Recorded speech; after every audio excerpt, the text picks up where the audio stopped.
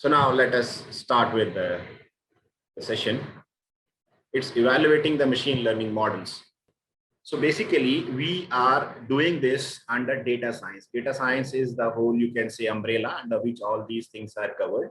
Data science combines multiple fields, including statistics, mathematics, artificial intelligence, data analysis. So all these things are covered under data, in which we are basically doing some processes, some research over the data, and then we are finding out some trends, some insights over it. So data science reveals some trends which are very useful for the businesses, which are useful for, you can say, their strategic decisions, whatever they want to take in their business. So now data science is getting more and more popular day by day. And we are moving towards machine learning also, which is also a relevant subset with data science. So machine learning is basically making up the models on the basis of vast data available to us, and on the basis of that, machine tries to give us some decisions. Machine tries to give us some information. Means if suppose you want to say, okay, you work in a company where you are producing, suppose, air conditioners. So you want to see how much numbers we should produce this month or this season, and would we able to sell all those numbers? Suppose you are very much optimist and you want to sell 1 lakh units of your air condition, whatever you are having. So you need to have an idea, okay, what is your past selling trend patterns were there. So on the basis of that, usually analysts used to give you that information, but now machines are doing that. So how machine do that? When we'll go bit by bit, we'll move bit by bit, means we'll understand how machine works, how machine learning works, and then we move to the models. So now this is the whole, you can say, process in under which a machine works. It basically takes the raw data. Raw data is the information which has been accumulated over the years by the company. Like suppose you were about to sell some air conditions. So whatever you have sold in past 10 years or 15 years or whatever time it has been, so that whole data is present here, and that data is fed to the machine. Machine does its own interpretation, its own understanding by whatever it is getting into, whatever patterns it is making. It is making some algo, it is making some process, and on the basis of that, it gives you an output. So it is a sort of a black box, how machine does it all. It's not like you are going and you are giving machine the information and you are asking it to do what you want to. Like in conventional programming, you used to do. Suppose you want to make a program for a table of two, then you have to guide the computer to multiply 2 every time with the numbers from 1 to 9, and then you'll get a table. So it's not like that. Here, machine is independent. It is taking in the data. It is doing its own pattern identification. It's doing its own analysis, and then it is giving the results.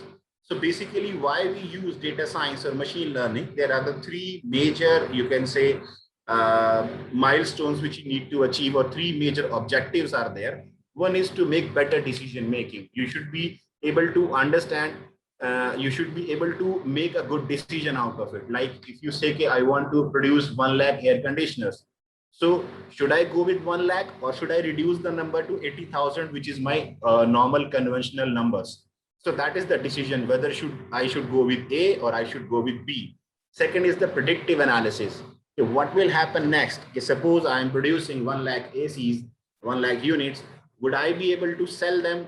What would be the selling point, and what would be the benefits? Would be the after effects? Are they will they be lying in my inventory, or would I be able to sell them? That comes under predictive analysis. Okay, what sort of sales you will be getting. Third is the pattern discovery. Pattern discovery is something which is any sort of hidden pattern which is lying there, which normally is not noted by our eyes.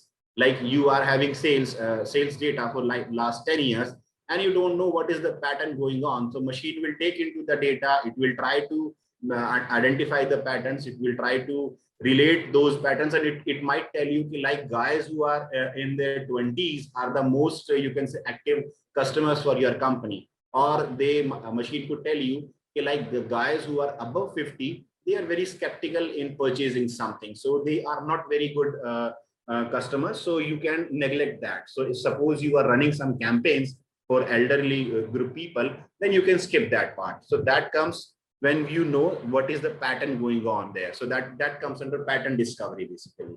So am I making sense as of now, guys? Are you guys getting it? Again, a quick yes would do.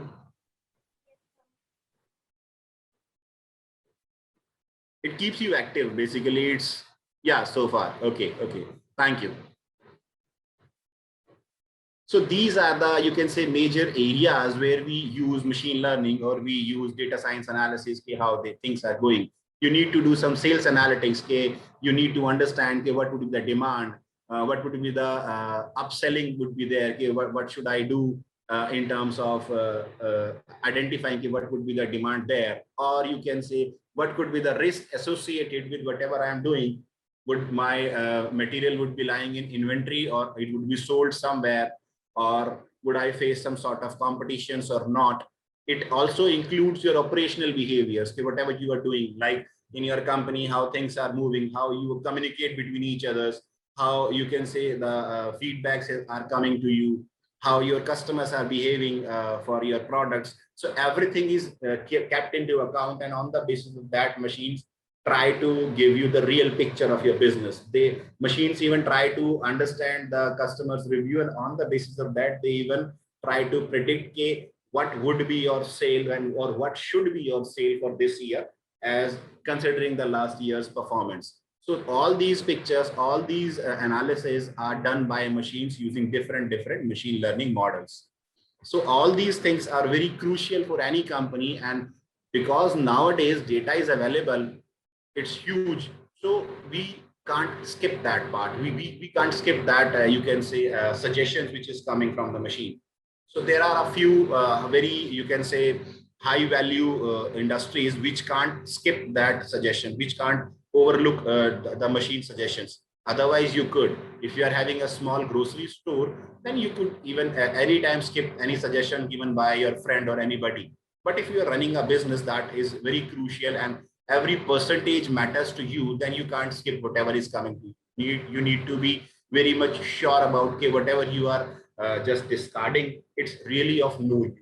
So these are the industries which are having very, you can say, crucial information, like automotive, banking, life sciences, which are doing, like you can see the guys who are working for these co-vaccine and these vaccines for COVID and all these things, who are making medicines. So these guys can't skip any of the, you can say, noted pattern, or you can say effect of the vaccine which is coming out. So these are the industries: retail, government, telcos, oil and gas, insurance, travel. All these industries are very, you can say, high value industries. So these industries depends on data. They take data into their account. They do some machine learning to avoid the risk, so that they can reduce their cost, and even they can get some more revenues. So these are very crucial industries which are working on this, which are, you can say, the prime customer for data science and machine learning. So these industries do, you can say, have an inclination over these algorithms. So now we have talked about who are using these machine learning algorithms, why machine learning algorithms are used in the industry. Now we'll see what actually are machine learning algorithms. What are they? How they work? So what is machine learning? Machine learning is a concept which allows a machine to learn from examples and experiences, and that too without being explicitly programmed. That is the beauty basically. If you are asking a machine to do some prediction, to give some insights, and you are not training it to do. Normally, if you see any machines around you, you give it a command and it follows. Like you want to see something on a TV, you need to switch it on first by the remote. And then if suppose you want to see some particular channel, then you have to type that thing on the remote, and then TV redirects you there. It's not like you switched on the TV and automatically it understands your pattern and changes the channel accordingly. Like it should know you just see news for 10 minutes. After that, you switch to, you can say, some comedy serial or something, real life reality show. And while you want to sleep, before that, you always watch a good movie. So it does not change automatically. It has to be done by you, because machines are like dumb slaves. They follow whatever you are doing. But here the game is different. You are using same machines But now these machines are not being explicitly programmed. Means you are not asking them to do something, but they are doing it by their own. So they learn in the same way as a child does. You can relate this case to a small child in your home, or if you can remember your own childhood days, you can see that nobody has programmed you for anything. Nobody has programmed you how to speak in your mother tongue, or what to say to what. You just listen to your elders, or the child just listens to their elder, how they are speaking. They are asking, oh, this is the pillow, oh, this is the car, this is the bed. So the child only notes it, and in his mind he just make a directory, a sort of, you can say,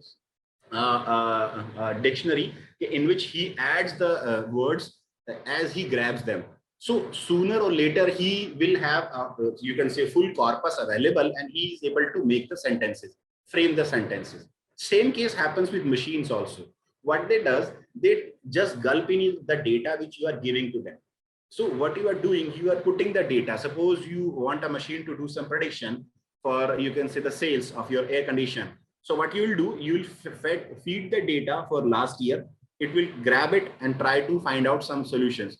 Then you feed more data, more data. As more and more data you are providing to the machine, it is getting more and more intelligent, because now its vocabulary is increasing. Now it has a lot of data points to understand. Now it can get a proper relationship. So instead of writing your own code, it's easy for them. Just pass on the data and let the machine do everything. So machine works in the same way. It enables the computer to make data-driven decisions.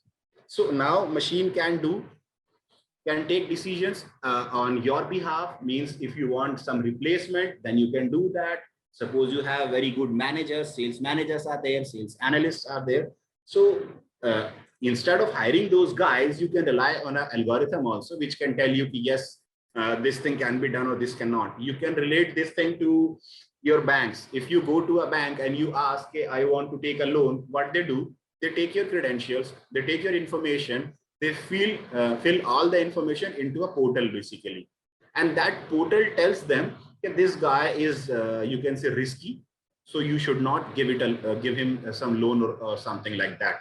So basically what they do, okay, our system is not allowing you to give the loan because you are a risky shot for us. So how it is working? Basically, banks are giving, feeding information of all the clients to the machine, to their own machine. And that machine is realizing, okay, on the basis of 10 lakh customers from this bank, I can analyze, okay, the guys who are from a particular region, or the guys who are from this particular age, and if they are having only this much of salary bandwidth, then these guys could make a fraud. Fraud can be anything. Means they could not be able to repay the loan. That is also considered under the ineligibility. So by these factors, by these terms, machine try to identify a pattern, okay, which all those guys would be, who would be a risky shot if we give a loan to them. So that is how that works, and that gives you an idea, okay, these guys are the risky shot and we should go with them or not. So here machine is not programmed to do anything. It is just fed, the data is fed to machine, and now machine is doing its own analysis, and on the basis of that it is giving you the output. Yes, this can be done, or this could not be done. This guy could be allowed, or this guy could not be allowed. So all these programs are designed in a way that if you try to enter more data, then these programs get more and more, you can say, explicit. They get more and more accurate. So basically, by adding the data, you get it more accurate. So let us understand how machine works with this example. This is basically the machine learning rule. The above one is the classical programming rule, which is normally follows and which we all see. Suppose you want to do subtraction of two numbers. So basically what you have to do, you need two numbers basically. First, then there is a rule, just subtract one from the other and you get the answer. That is the classical programming. That means you enter the rule, how subtraction is done, you enter the numbers, and on the basis of that, you get an answer. That is the classical way of programming, which you normally see, or you have normally seen around you. Now, this one is the how machine works. What it takes the data, means it will take those two numbers, it will take the answer also. So what will happen, like suppose this is the case with you. Okay, you give two numbers, one is 10 and another is 8. You enter these two numbers, and if the answer is 2, then for machine, otherwise, if you are doing it on any conventional system, what you will do, you will make a program to understand it, how subtraction is done. You will enter number A, you will enter number B. But in case of machine learning, what you will do, you will simply give it the final answer. Okay, final answer is 2. Next time the final answer is 4. Next time the final answer is 6, suppose. And here are the two numbers. One was 10, another was 8. For next time, it was 12 and another was 8. For the third time, it was again 12 and another was 6. This is how. So you feed this data, these two numbers along with the answer, you feed into the machine, and machine identifies what is happening basically. What is happening to these two numbers? Why it is giving me answer as 2? Why it is giving me answer as 4? So then it will understand, oh, this is something different, and that means subtraction is going on.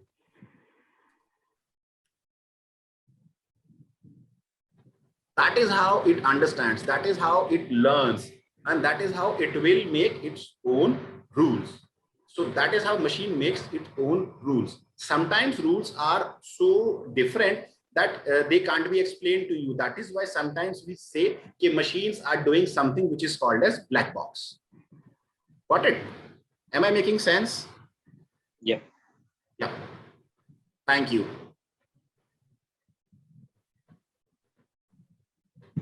So let's move forward now. This is how, this is one more, you can say, illustration to understand. A human says, I can learn everything automatically from the experiences. Can you learn? So machine says, yes, I can also learn from the past data with help of machine learning. So earlier it was not possible, but now it is. Now machine learning has given that advantage that machines can understand everything without even being programmed. We need not to enter the code.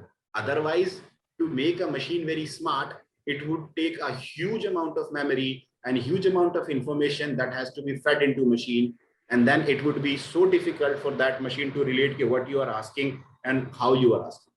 So to make it easy, machine learning is done. So this is one more illustration to understand how it works. Suppose you enter the raw data. These are apples. You know these are apples, but machine doesn't know these are apples. The apples are fed to the machine. What it takes, it does some algorithm, does some processing. On the basis of that, it gives you some output. So it identifies, and you have given some input also. Earlier, you have given an input. If this is the shape, it is having a leaf, and this is the, you can say, color or what, it should be an apple. So machine would say, this is an apple, because it has the output, it has the input also. So on the basis of that, machine will say, this is an apple. This is how a machine understands. This is how it works. The whole thing works. Now, there are three basic, you can say, standards or the categories on which machine learning works. So three categories are, one is supervised learning, which says train me, means machine is all towards you. It looks towards you, please train me whatever the way you want me to. So here machine has all the data, all the outcomes, so that it can make the prediction. It is same as a teacher is teaching somebody in the class. A teacher is giving all the information, how it is done. If you do this, then this will happen. If you do that, this will happen. That is a complete supervised learning. An example could be sales prediction. Example, you can take same, the air condition. If you want machine to predict, whatever ACs you are producing, suppose you are producing 1 lakh unit, would we able to sell them? So machine would ask you for all the information of the past. What have you done in the recent past and what has been the trends? On the basis of that, machine will say, yes, you would be able to sell, or it would say, no, it would be a high dream. So please drop this idea and please stick to whatever you were producing earlier. Second thing is unsupervised learning. Unsupervised learning is basically, it says, I am self-sufficient in learning. I know how to learn. Just give me the data. So it works in the case where you are doing some categorization. You are making some classes. Like you enter some data of your customers, and on the basis of their ratings, machine can make them into different categories. These are the satisfied ones. These are the non-satisfied ones. These are the guys who still expect something more from you. So on the basis of that, the company can decide their own, you can say, predictions, marketing campaigns, and accordingly they can pitch their customers. Third one is the reinforcement learning. It means my life, my rules, hit and try. So this kind of learning is basically done when we are doing some automatic car driving. Okay, suppose you want to make a car which can drive automatically by itself, then there is no program. There is nothing you can write into. Okay, a car will learn okay, from when a car will come. Suppose in front you are driving in a lane and a car is there in front of you. Then what you should do? Should you put on the brakes? Should you take left or right? And suppose you took left and there is another car, what would you do? So that is a complex case. So in that case, machine learns by itself. So if Google has made a self-driven car, what they have done, they have launched a car which is moving in a traffic, and by bumping into all these cars, it is noting up. Okay, if I turn left, then means there is some other car, I got a bump again. So I shouldn't have taken left. I should have stayed in the same lane. I should have pulled the brake in that case. So that is how it works. So that is considered under reinforced learning. So these three models or these three style of learnings are there for machine learning. And for all these styles, there are algorithms available for each of these learning experiences. One is reinforcement, which works on learning from the mistakes.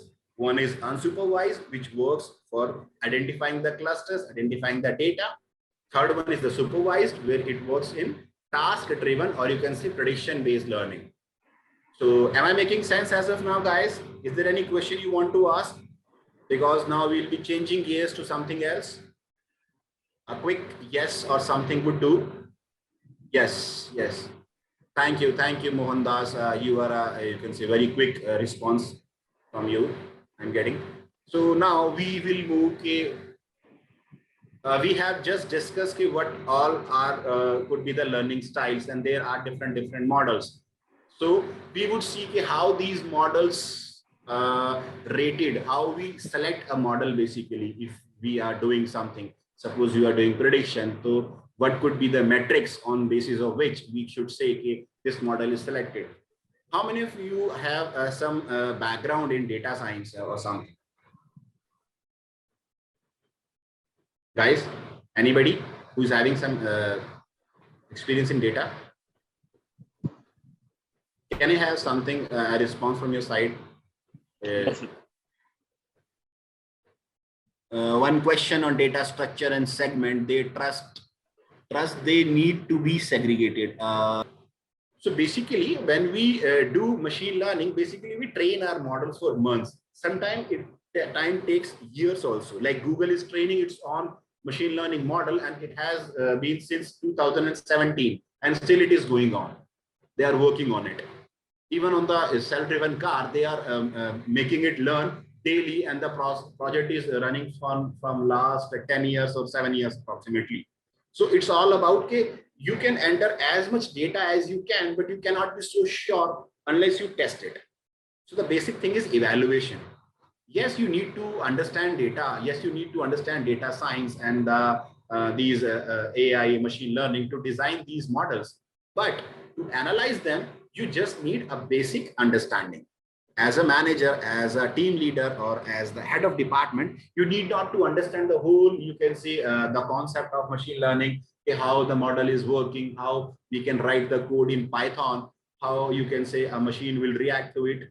If the guy says, sir, understand what is regression, I don't need that. What I need is, I'm a layman, I'm outside there, I'm a manager, I'm a supervisor. I should be able to understand how your model is working, if it is the best fit for my company or not. So for that, there are few metrics which we should understand. So these metrics could be understood by anybody who is into the industry, or he might be just related to the industry, or he might be just supervising the guys who are making these kind of models for you. So you might be on those positions on which you are just taking into account how your team is working.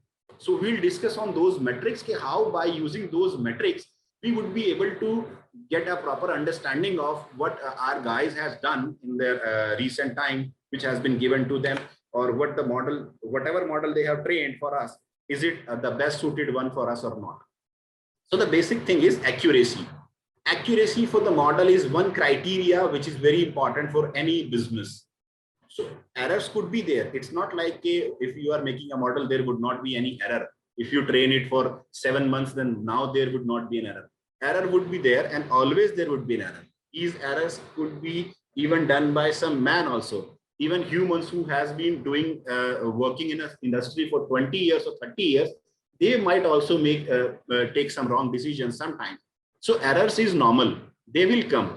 But our job is to minimize that thing. Our job is to make that responsibility. If error is there, we should just note it down as soon as possible, and we should change our strategy, or we should retrain our model. So basically, you need to check the accuracy, and how it is checked, we'll see now.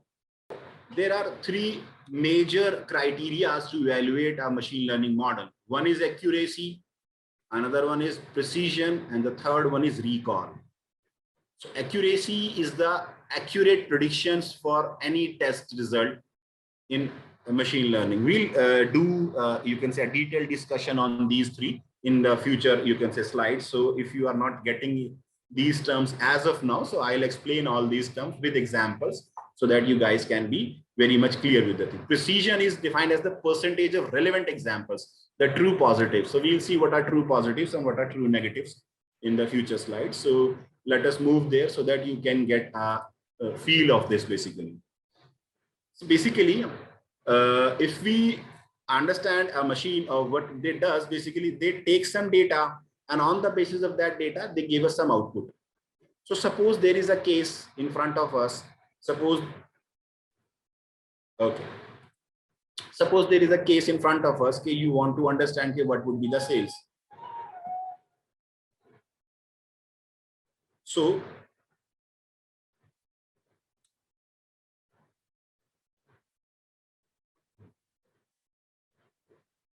let me use this paint for you.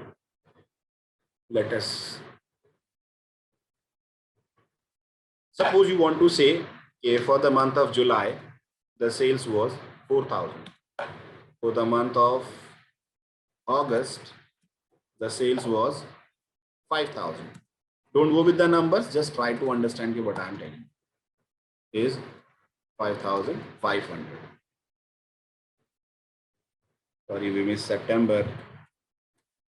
See, these things happened. So errors are normal, but you need to understand when they are coming. Suppose you have data for 4 months available to you. So these are the actual sales, and this in front of that, that could be the predicted one. So basically what we are doing, what machine does for you, it works on a simple line. Y is something which we say it is, suppose we say y is equal to a times of x. So this means whatever is the value of x, y would be a time of this. Don't see that equation, that could be confusing. Just understand if suppose y is the predicted sales,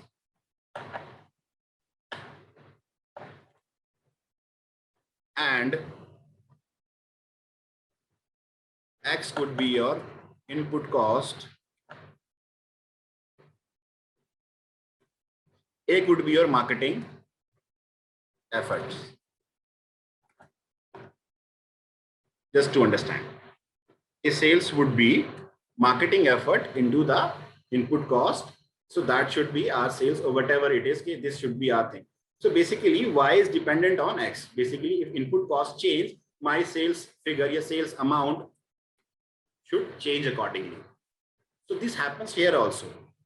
What happens basically, this variable, the y, it is considered as the output variable. So whenever machine predicts this thing, it takes something as input. That input could be your cost which has incurred for preparing your product. That could be including your marketing effort or something like that. So basically machine makes an equation. It is depending on something. That could be any variable, alpha, beta. That is not important. So don't dive into what is alpha, what is beta. Just try to understand that these are some variables. For these values are identified, and whatever value you are getting for ye, that is the estimated value, it is compared with y. which was the actual value, to understand if the prediction has been done right or not. So suppose this was the sales. So I'll show you there only. Now you can see two things there. One is the blue line, basically, that is the actual sales, and red dot is the prediction, basically, which you have made. So it worked on this formula, basically. X was the input given to this. Alpha and beta were the values identified by machine by understanding your whole data. On the basis of that, machine understood that there is something alpha, there is something beta, and by multiplying that, I am giving you an output. Y is the output estimated sales. So that has been represented by red dots. You can see here, these are the red dots. So basically what is happening, now you can compare actual sales with prediction. So you can see, oh yeah, this is following almost the same pattern. The graph is having almost the same height and it is falling on the same pattern. So that means the prediction has been done almost in the similar fashion. So you need not to worry about, you need not to see what has been done. So this could be done if you have the output values with you. Isn't it? Like this is the actual value. Suppose you were selling some vanilla model, basically, and these were the iterations. The actual value was 24 and your model says the value was 30. Actual value was 21. Your model says 25. So every time you see, if your model says 34, value says 30. So now if you try to make this graph, so you will find that your values are somewhere near to this. The graph is going in the similar fashion, but it is not actually the same. So we have to identify that gap. That gap is called error, basically. And that we have to minimize. If we can minimize that error, or we can identify that error, then we could say, yes, we are able to understand what machine is doing or what model is doing. If the model is doing exactly the same value of what was the actual one, then we can by a naked eye, we can say, yes, the model is doing perfectly fine. But it doesn't happen normally. If you go to any of these prediction level, there are some differences. There is some error available because it is a sort of guess which a machine is doing for you. So if you can even replace the machine by a human can only guess. He can only say, yes, your sale could be somewhere around that value or that value. Like your analyst could say, yes, sir, this time you could sell approximately 1 lakh ACs. So it doesn't mean that you will sell exactly a 1 lakh. It means that you could be able to sell 90,000. It could be a case that you have sold 1,10,000. So that means there is some gap between actual and the predicted value. Same happens with machine also. So you need to identify the gap and you have to minimize that gap. That is the main game here. So when we go with these models, what we do, we try to understand what all are, how we can calculate that error basically. So there is one method which is called squared error. Squared error is summation of predicted value minus actual value. Whatever was the predictive one. Suppose your vanilla model was saying it was 24 and the final value which you got by your machine, it was 30. So what it will take, 30 minus 24 squared and summation to next value, like 25 minus 26 squared plus 30 minus 34 plus like that. So this is how it will go on. So this is the squared error basically. So that is used.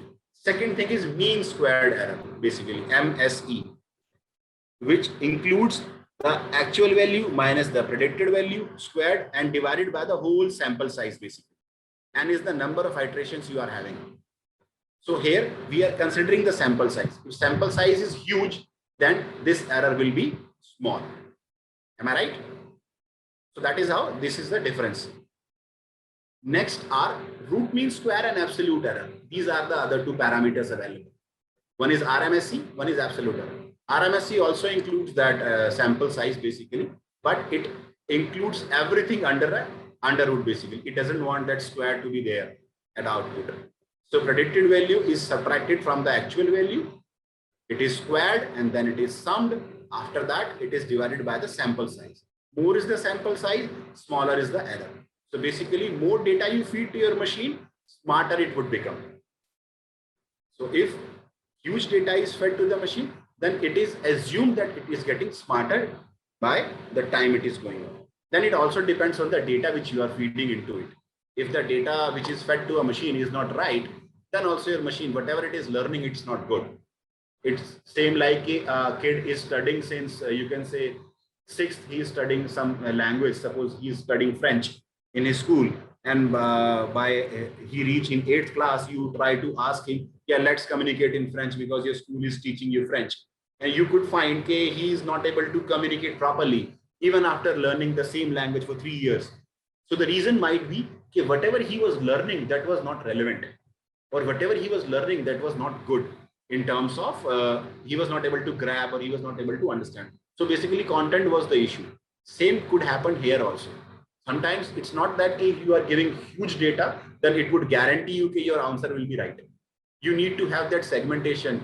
You need to have that category, basically, that the data which you are feeding into it, it is relevant to this. Like if you want to predict the sale for a sedan, basically, so you need to feed the same data for the machine.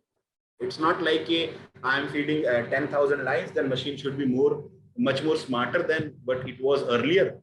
But those 10,000 lines doesn't belong to the car sales.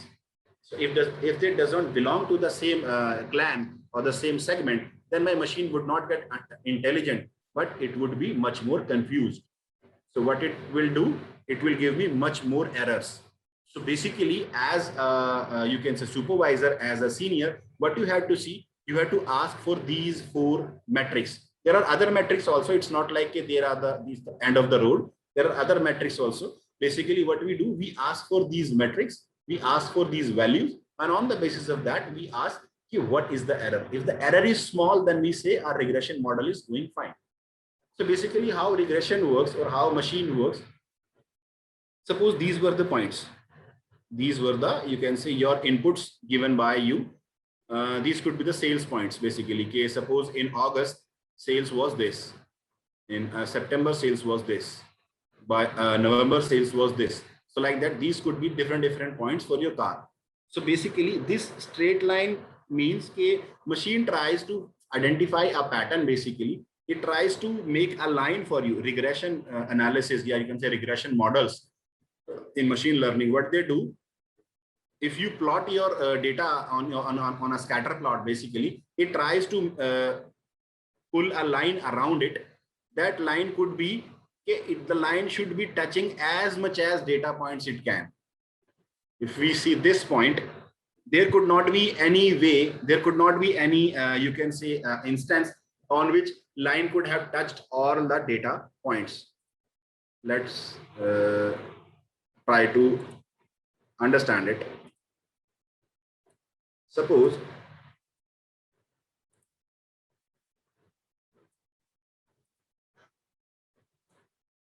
this is the, you can say, data available to you, and you try to say, okay, yeah, we can make some line, or we could join it. Suppose you place a line here, and you say, okay, maximum data points are touched.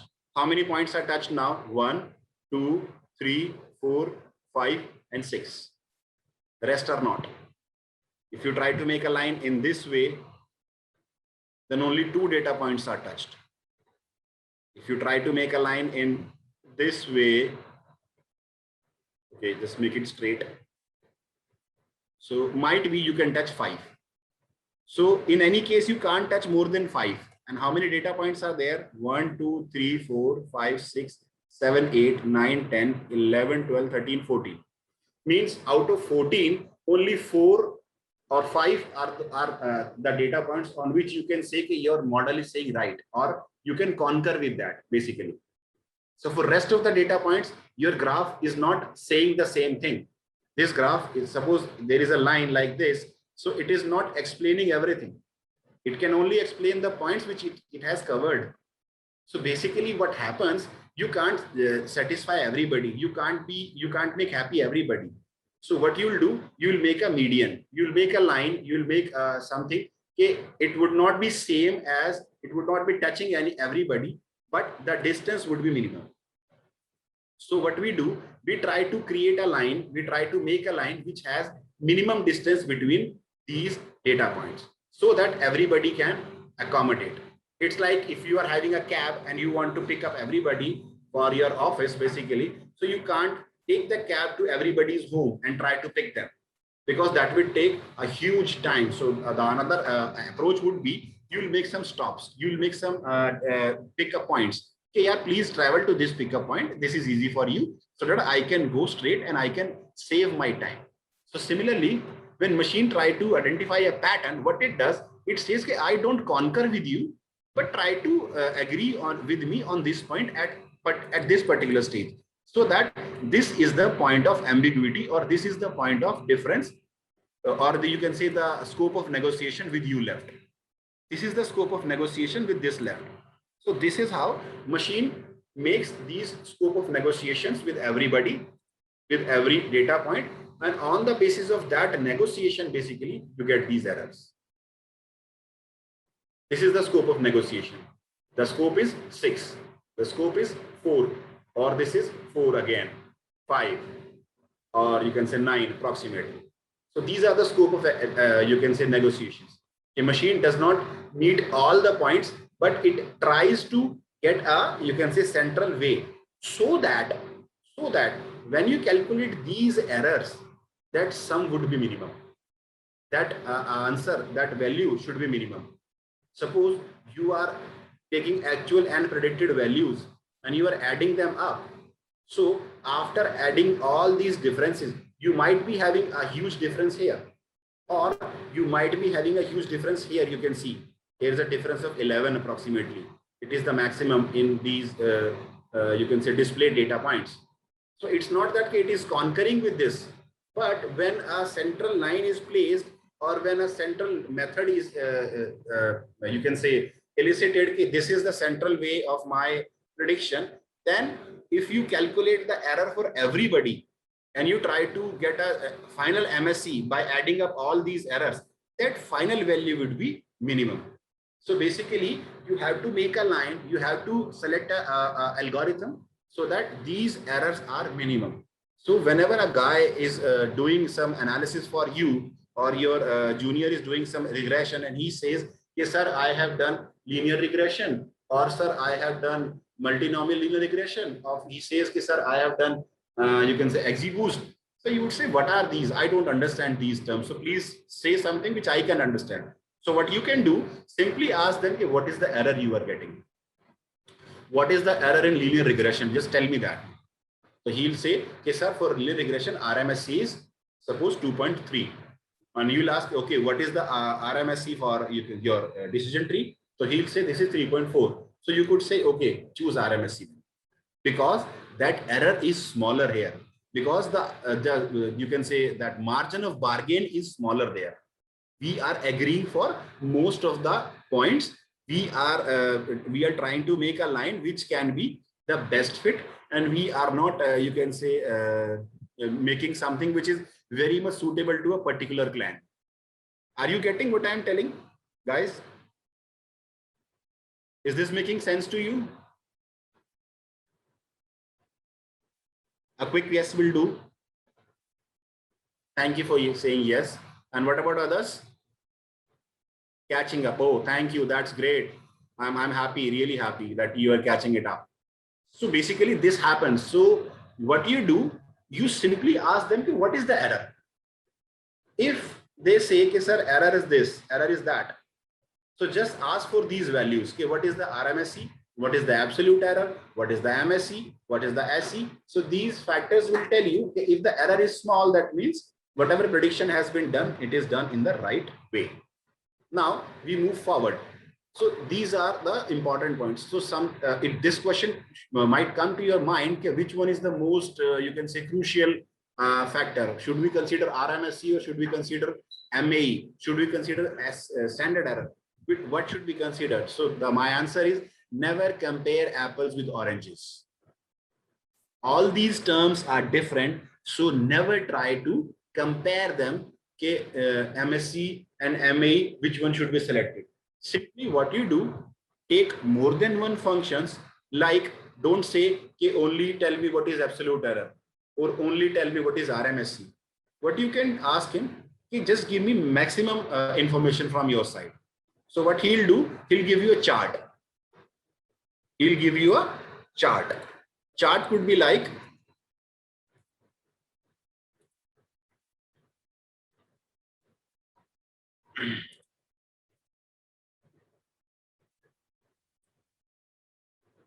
Chart could be like, he could give you something like this. Okay, sir, RMSC is 2.3,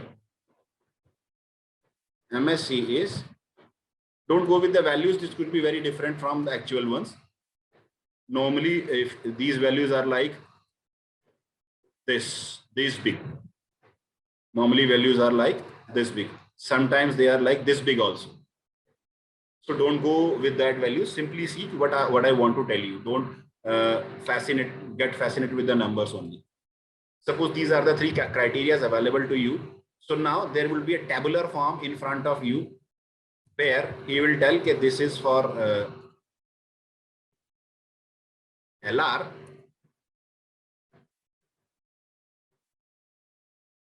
and I did the same thing for decision tree.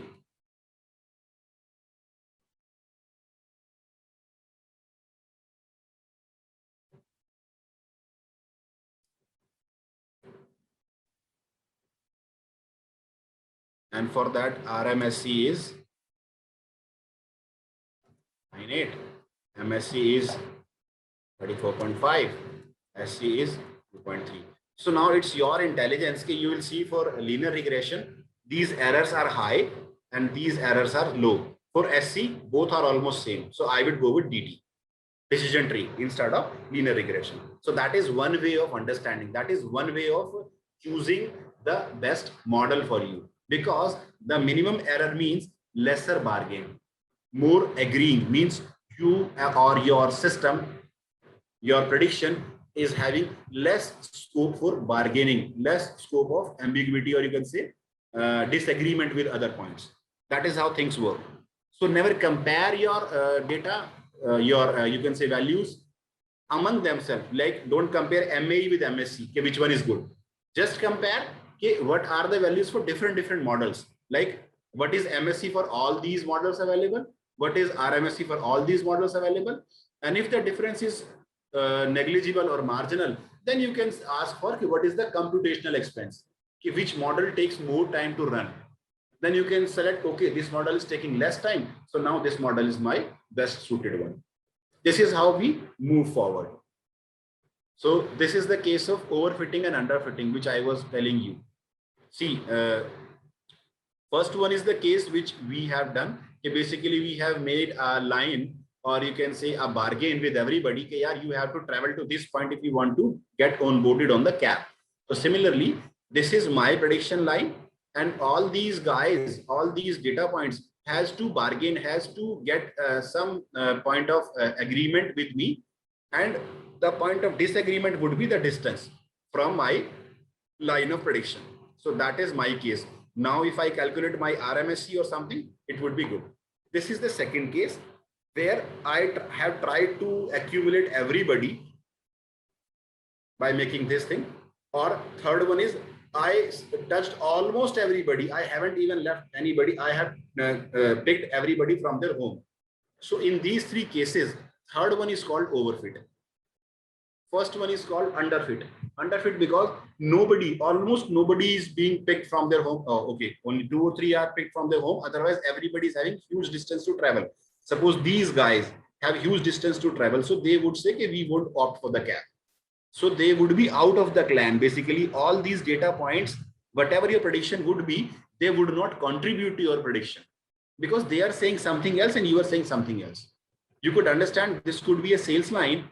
Okay, like your model is saying okay, in June, the sale would be 10,000 and your model is saying okay, in June, the sale would be 50,000. That is the huge difference. So that is the underfit basically. Underfit is poor performance on the training data. Training means whatever you have given to the machine for learning before actually using it onto the, you can say, market. So you give data in batches. One batch is training batch, which makes the model robust, which makes your machine learning model understand everything. And after that, you put testing data just to test whatever you have done, is it right or not? If you feel your model is good for both training and testing data, then your model is launched in the market. Third one is the overfit, where you have tried to capture everybody. So that means it is having very good performance on training data, but poor generalization to other data. Okay, suppose you feed another data. This was a training one. Suppose you try to feed another data. So the points would not be here always. They could be anywhere. So for those points, this graph would not be the right one. So basically what would happen, okay, this is an overfit because this is overly, you can say the guys are overwhelmed. They are very much, you can say pampered now here. So this route is basically for those guys only. If you add some more points, you add some more employees, then this cab route will not work. So that is overfitting. And this is underfitting. This one is, you can say, the robust one. If somebody is there or somebody is here, then this route will almost suit to them because the difference is small. They have to travel less. So this is something which is the more preferred one. Next is confusion matrix. This is one more style of analyzing how your model is working, if it is doing fine or not, if it is good or not. This mostly happens with the cases where you do classification sort of modeling. That these models or these you can say criterias are used for predictive sort of modeling, where you are predicting something, like you are predicting some sales, or you are predicting what could be the newer values of you can say suppose you want to change the cost of your AC for this new season. So what should be your new cost? So these are the predictions basically. So all these methods were for predictive modeling. Now we understand one very good or very unique sort of matrix, which is used for classification sort of algorithms. Classification means, suppose you want to make a classification that a guy is having a COVID or not. You want to make a classification if it is a cat or a dog. You want to make a classification if this guy is risky or this guy is safe if a loan is given to that person. So that is a classification sort of modeling. So in that, confusion matrix comes into play. It is a tabular summary basically of correct and incorrect predictions. So this is the, you can say, matrix basically. Here we have the predicted values. Here we have the actual values, because machine needs both. Now you have to feed everything. Okay, this is the right thing. You have to feed the output also, only then it will understand. So you are feeding the actual values also, and you are getting the predicted values also. And now on the basis of this matrix, you will understand what are the values. First column is true positive, because it says predicted value is also positive and actually they were also positive. So these are true positives. Am I right? Guys, say yes or no. Are you getting it? Second is false negative. Why it is false negative? Because my prediction says they are negative, but actually they were positive. So they are falsely called as negative, because you are relying on your machine. Now you are asking your machine basically. So see, from the machine's perspective, they are falsely lying into negative region. They were actually positive, but machine has said they are false negative. Similarly, actually they were negative, but your machine has termed them positive, so it would be false positive. And last one is true negative, because your machine also says negative and actually also they were negative. So whatever data points you are having, we will try to accumulate them as much as in these two columns. In this one, true positive and true negative. We try, okay, these two columns are almost blank, means no one should lie in these two columns. So this matrix is used to evaluate a model on the basis of accuracy, precision, and recall. Now we'll see what is precision and recall here. See, true positive is the when observation is positive, but it is predicted to be positive. So that means everything is fine. We say true positive. False negative, where observation is positive actually, but my model says it is negative. So falsely they are into negative. So we'll term it as FN. So just remember these abbreviations for the next slide. TPFN. Next is true negative. That is actually they were negative and my model is also saying negative. So it is fine. Last is false positive, means observation is saying negative, means my model is saying negative, but actually they were positive. See, this is how things happen. It is another way of representation basically. So this is precision. Precision means how many of true positives do we have. If suppose there was a classifier for cat and dog, and you want to identify, okay, suppose you have 10 pictures or 20 pictures in front of you, how many of them have been identified correctly by your machine? How many of them has been identified correctly by your system? That comes under precision, basically. True positive divided by this value and this value. Because all these values has been termed as positive by your system. So true positive is actually positive upon all the positives set by the machine. Similarly, sensitivity is also called as recall. What it says, true positive, positive in terms of the machine. According to the actual scenario, all these values are positive who lies in this column and this column. All these were actually positive. So sensitivity would be true positive divided by all the actual positives. So that is basically a recall. Now last is the F1 score, which we also check. Recall, F1 is basically a harmonic mean of precision and recall. So this is the formula for harmonic mean. So when we do the classification, we check what is the accuracy. Accuracy should be the maximum. Precision should be good. Sensitivity or recall should be good. Specificity should be good. For specificity, you would need not to be very much bothered about, because this is almost depending upon this one. If sensitivity is good, then this will also be good, because it is almost you are getting true positives here and you are getting true negatives here. So we just see precision, sensitivity and accuracy. Let us see with an example now. This is the classifier for cat and dog. Suppose you gave your machine 20 pictures and you ask it, just classify them whether they are cat or whether they are dog. So what your machine did, it did some analysis by itself. How it did some analysis? You have fed the data. Your model has been trained by data. You are feeding your machine lot of pictures of cat and lots of pictures of dogs. Since last 2-3 months, you are adding the pictures. Suppose you have entered 200 pictures for cat and 200 pictures of dog. So your model would not be very accurate. But if you have entered 10,000 pictures of cat and 10,000 pictures of dog, then your model would be somewhat more intelligent, somewhat more accurate. But this does not mean if you enter some pictures of bird also, then it would do the prediction in the same manner, because bird was not in the question. So for a machine, bird would be something confusing. It would get confused. What is the third category? So now the same case comes. Not only the huge amount of data works, the relevant data also is needed. So basically, what has been done here, you can see that 6 pictures has been identified as cat. So they are true positive, means the machine has identified 6 pictures correctly. 1 picture machine said is a dog, because if you see this positive and negative, positive means that you are identifying cat.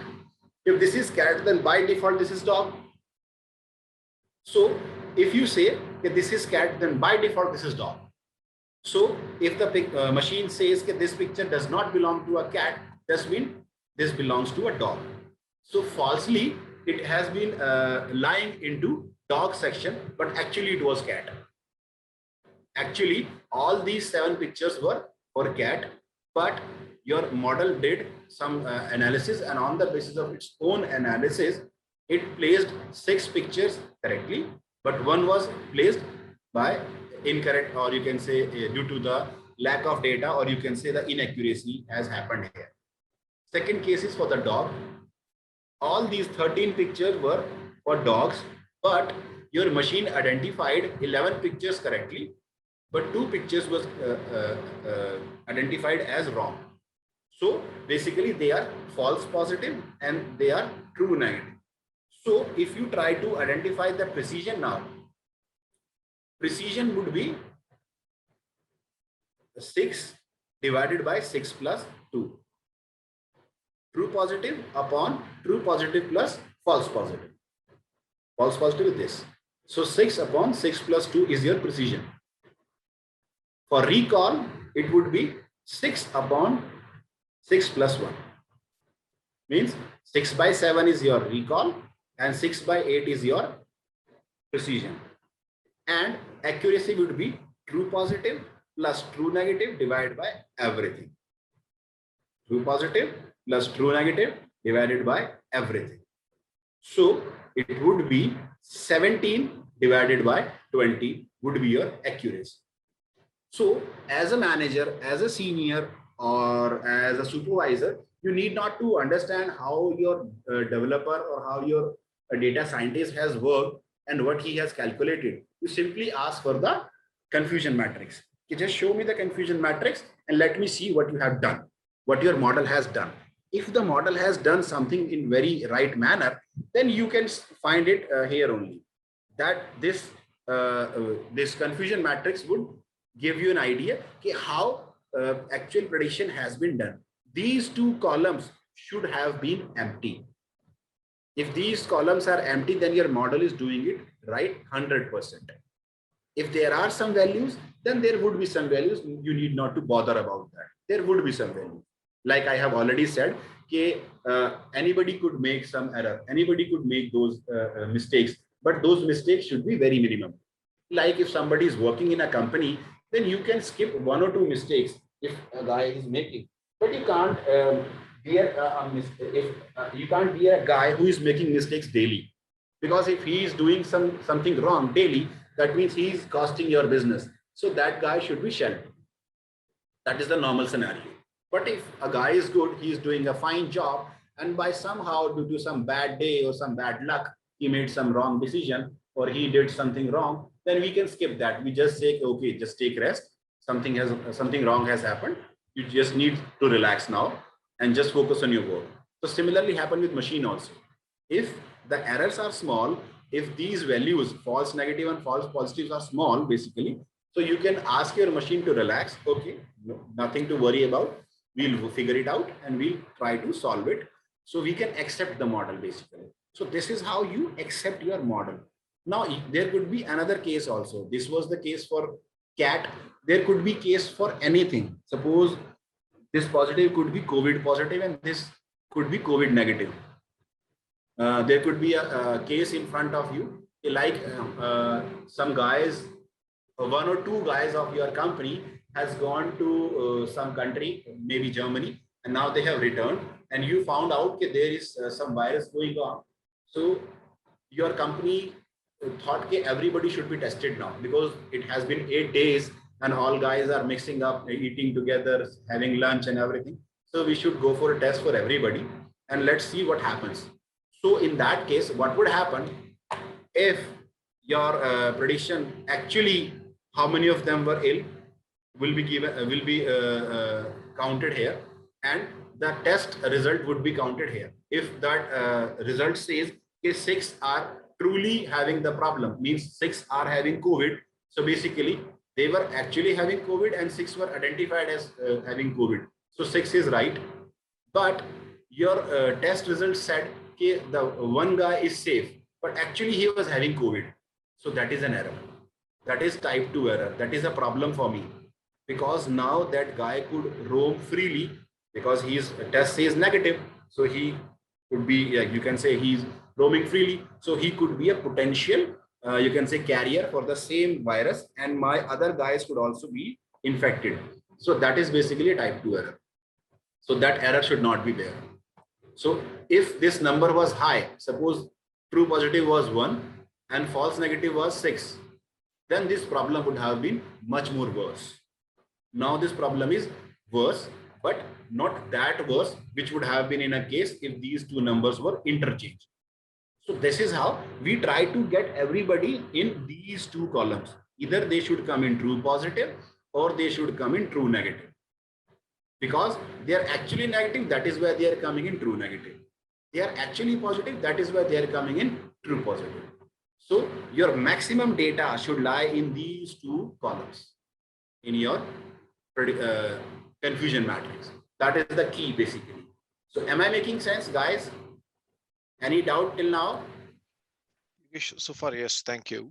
Just one point on the previous slide. Could you debrief a bit more on the sensitivity and specificity that you mentioned? What is the inference that we need to take away from these two values?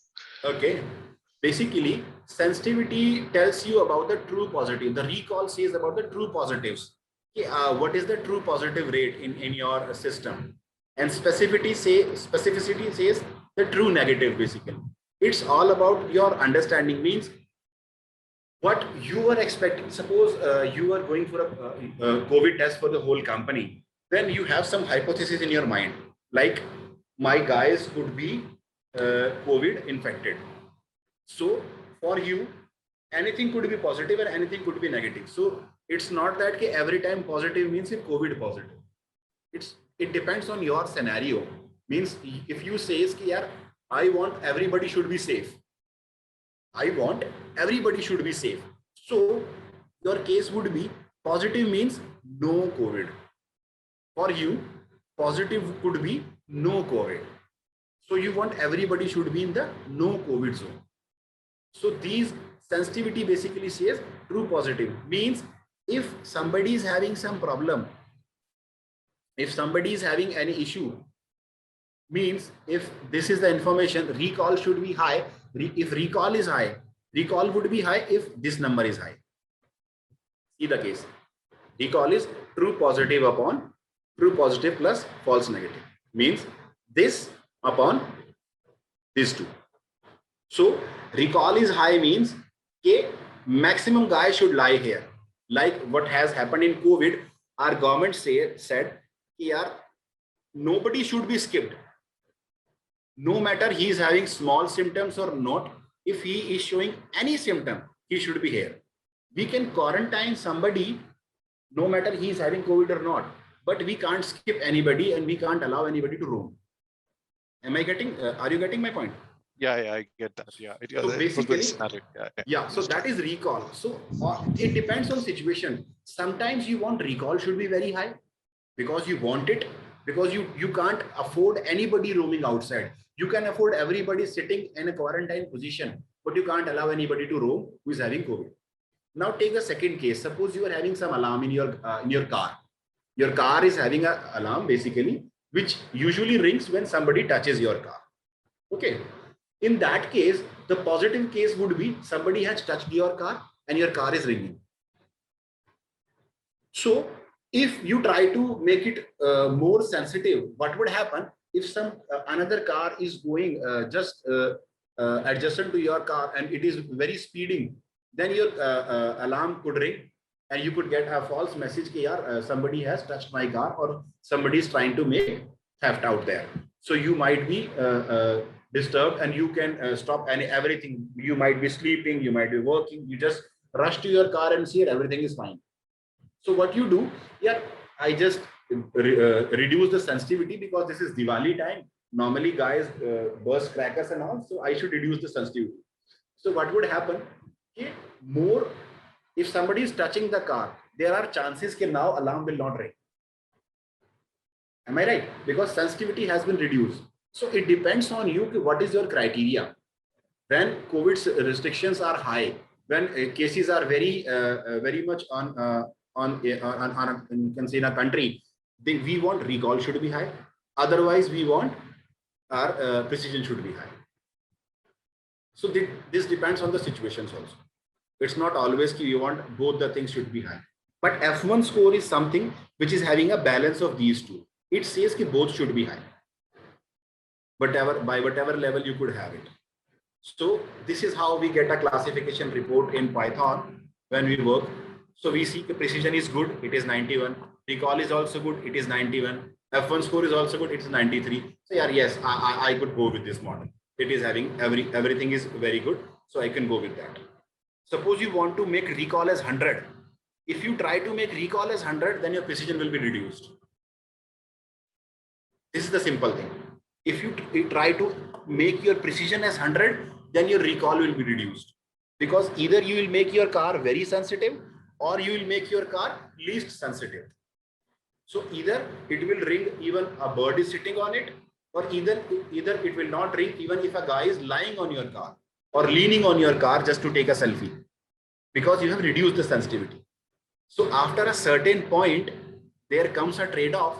If you want to increase your recall to 100, you cannot do that without compromising the precision.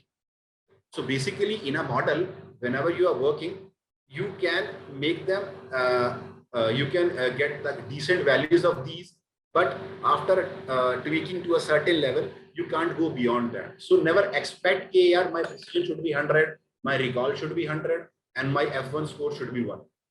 This never happens. But try to get them, they should be above 90 approximately. If they are above 90, that means whatever they are doing, fine. Sometimes there could be a case where your precision is only 80. It is only 80, or it is sometimes it's only 75. But then also you need to accept it, because you can't do anything. You can't do anything, because if you try to change recall here, if you try to increase your precision, your recall is low, is being lost. So what you have to do, if you want to improve the accuracy, the simple thing is add more data. Add more relevant data. If you can add more relevant data, then only you can say, yes, now I can do something. Now I can expect something can be done. Otherwise, after basic tweaking, only a small changes could be done, but you can't do wonders. You can't do wonders. If your numbers are low, that means your data was having some problem. Try to feed some more data so that your machine gets something more relevant this time, and it gets much more intelligent this time, and you could get something very good. Second thing is feature engineering. Feature engineering is basically extracting the information and giving it to the machine. Your machine might be, there is a case the machine was not able to identify some patterns which were on second or third level. So let me put them in a straightforward manner so that now machine could make some relationships. So this is the second thing which we can do. Otherwise, there is nothing you can do on any of these models. Sometimes your machine learning models could give you an accuracy of 65 or 70%. So that is basically due to the two reasons. One, data was small. Second, data was not very relevant. So these two things could happen to you.